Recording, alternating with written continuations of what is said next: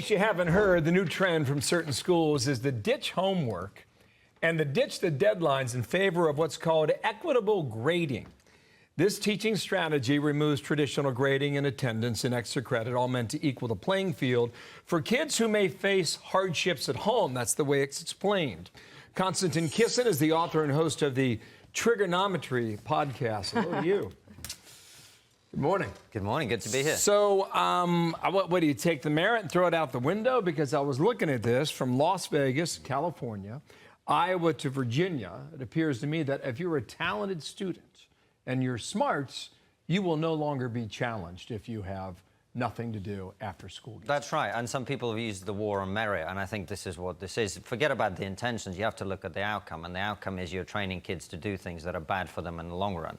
Right, that's what's happening here. So if you continue to educate children in this way, and this is where, as an outsider, I can say this, like, I'm from Russia originally. They're not doing this in Russia. They're not doing this in China. They are trying to get their maths and engineering and all of those things to be as good as possible because they understand the world's a competition. But if you continue to go down this path, well, what does that mean for the United States? What does that mean for the West more broadly? So I think we should all be concerned about it. Silver lining, though, growing up in the Soviet Union, we had this sort of indoctrination and ideology being rammed down everybody's throat.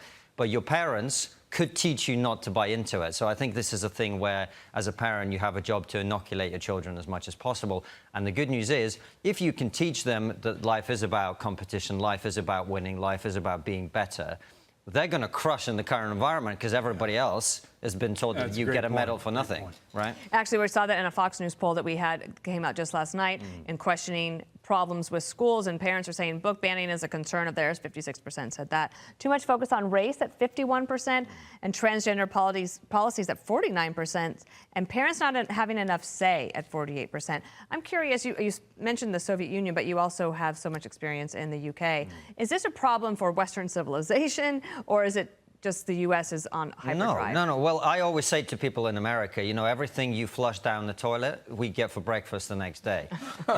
So this is what's happening. I mean, this ideology is spreading around the world, the Western world, the Anglosphere in particular. And that's why those of us who are not in the United States are as concerned about it as you guys are, because we know it's coming. And to a large extent, it's already infiltrating our society. So everyone should really be focused on it, I think. I think that first point you made is well taken, because the parents can fight back against this. Yeah. And your reflection on growing up in Moscow, not as Russia, again, Soviet Union, okay, was that the parents at home could say, don't listen to the garbage. Yeah, absolutely. That's what my parents, it's the first opening section of my book. I talk about the conversation that my parents had with me. Then they said, you're about to go to school. You don't get to say all these things that are problematic, right? Very familiar, I think, to people nowadays.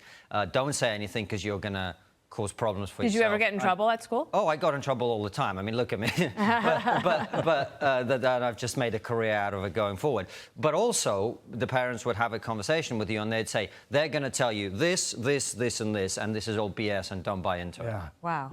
So do you think that should happen here? 100%. But the good thing about the United States is you can get involved, right? And I think you can run for the school board, you can talk to other parents. Parents can actually organize and go, do we want this to be taught to our children? Of course, it's easier said than done, but I think you have more scope to push back against some of the stuff constructively. Hold up the book so that everybody can see. It's called An Immigrant's Love Letter to the West. What's your main message in it? I think the West is good, and I think we should preserve it and stop beating ourselves up about it.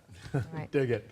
Great to meet you. Right on, Konstantin. Thanks for having me, guys. Spend more time in America. Nice to see you. Would love to. All right. Thank you. Take care. So, what do you take the merit and throw it out the window? Because I was looking at this from Las Vegas, California, Iowa to Virginia.